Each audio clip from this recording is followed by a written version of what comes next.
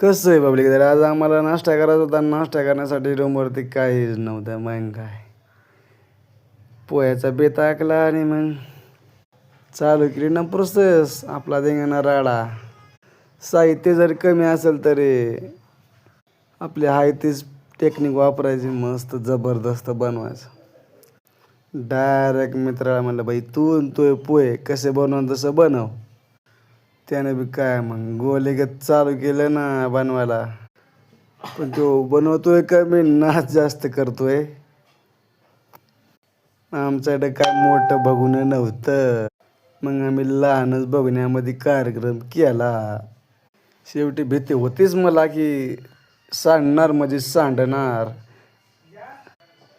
टाकून घेतलं आणि मग काय गॅस जरा वाढवला आणि लगेच गार गार भिंगवायचं चालू केलं. हे बा कसं हे करतोय, त्याला म्हणतोय मी जरा दमानं, पण गाडी ऐकतोय काय. चालू केलं त्याने त्याचा रामराटा. शेवटी झालं ना गरम, पण बघ कसं सांडून घेतलंय. लगेच लिंबू म्हणलं आता कापल्याशिवाय पर्यायच नाही. मटेरियल जरी कमी असलं तरी क्वालिटीमध्ये कमी नाही.